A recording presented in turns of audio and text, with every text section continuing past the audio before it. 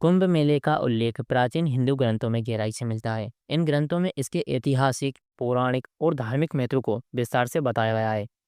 कुंभ से जुड़ी कहानियों का मूल स्रोत समुद्र मंथन की कथा है, जो वेदों, पुराणों और अन्य धर्म ग्रंथों में वर्णित है। आइए विस्तार से इसका विश्लेषण करते हैं। समुद्र मंथन की कथा, अमृत कलश की उत्पत्ति। कुंभ मेले की सबसे प्रमुख कथा समुद्र मंथन से जुड़ी हुई है। इस कथा का वर्णन मुख्य रूप से श्रीमद् भागवत पुराण में मिलता है, जिनके लेखक महर्षि वेदव्यास हैं। श्रीमद् भागवत पुराण के स्कंद 8 अष्टम स्कंद में समुद्र मंथन का विस्तृत वर्णन मिलता है, जिसके जो विवरण है, देवताओं और असुरों ने अमृत प्राप्त करने के लिए समुद्र मंथन किया। इस मंथन में मंद्राचल पर्वत को मथनी और बासुकी नाग को रस्सी बनाया गया। मंथन से 14 रत्न निकले, जिनमें अमृत कलश कुंभ सबसे महत्वपूर्ण था।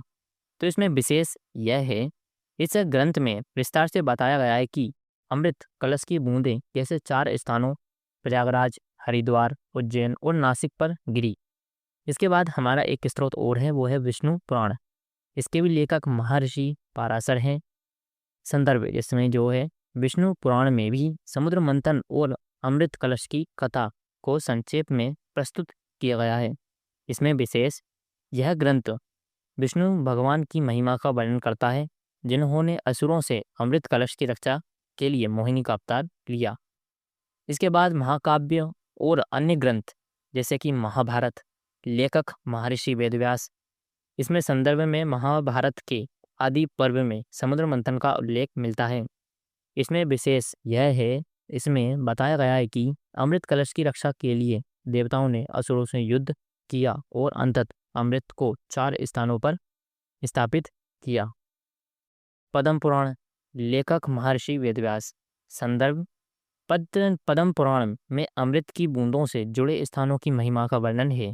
विशेष इसमें कुंभ के दौरान गंगा और अन्य नदियों में स्नान करने के महत्व को विस्तार से बताया गया है। स्कंद पुराण, लेखक महर्षि वेदव्यास। संदर्भ स्कंद पुराण के काशी खंड और प्रयाग खंड में कुंभ मेला और संगम के महत्व का उल्लेख है। विशेष प्रयागराज को तीर्थों का राजा कहा गया है। वैदिक साहित्य में कुंभ का उल्लेख, अथर्ववेद विवरण। अथर्ववेद में कुंभ शब्द का उल्लेख मिलता है, जो एक पवित्र पात्र को संदर्भित करता है। विशेष यह कुंभ मेला की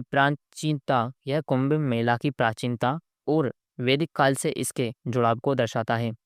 ऋग्वेद विवरण। ऋग्वेद में तीर्थ स्थानों और नदियों की पवित्रता का उल्लेख मिलता है।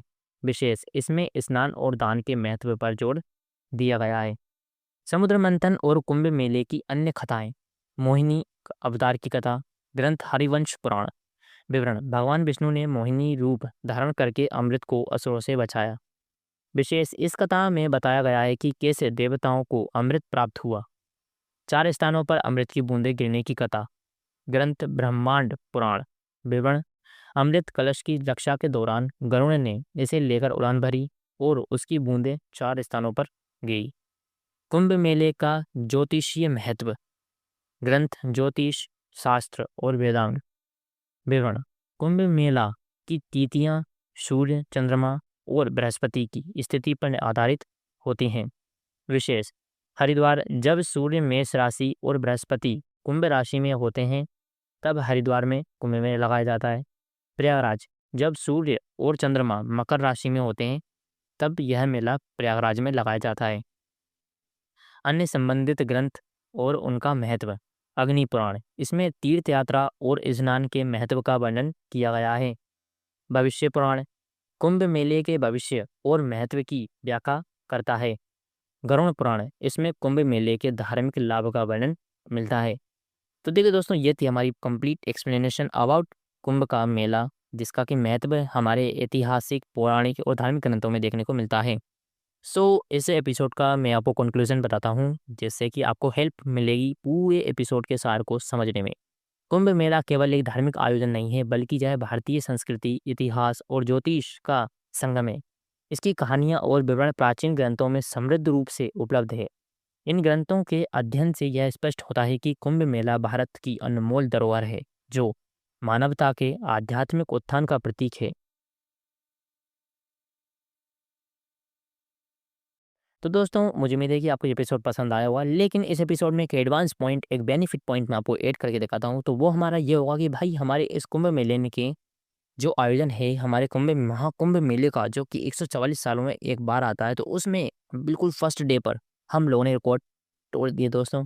हमारे महाकुंभ ने वर्ल्ड रिकॉर्ड बनाया है, जो कि 3 बजे से लेकर 5 बजे के बीच में कुल मतलब 1.5 करोड़ लोगों ने स्नान किया। जिसमें कि मैं आपको इस तरह समझाता हूँ, हर घंटे 11.5 लाख लोग, एंड हर मिनट 19,200, और भाई हर सेकंड 321 लोग स्नान कर रहे थे। तो ये काफ़ी बड़ा वर्ल्ड रिकॉर्ड है, जो कि हमारे नाम पर खो चुका है। तो इसकी खुशी मुझे भी है और आपको भी होगी। एंड देन अगर आप जा सकते हैं कुंभ मेले में, तो भाई ज़रूर जाएँ। आप अपने जीवन को हम और भी मोक्ष प्राप्त करें, तो आप इस पर जब विज़िट ज़रूर करें प्रयागराज महाकुंभ मेले में। तो दोस्तों आज के इस एपिसोड में इतना ही। मुझे उम्मीद है कि आपको एपिसोड पसंद आएगा और हमारी इस सीरीज़ को और प्यार दिखाएँ, एपिसोड को शेयर करें ज़्यादा से ज़्यादा लोगों तक। तो चलिए मिलेंगे हमारे नेक्स्ट एपिसोड में। चलिए चलते हैं, और भाई उससे ज़्यादा क्या कह सकता हूँ मैं। चलिए, जय श्री राम, जय भारत।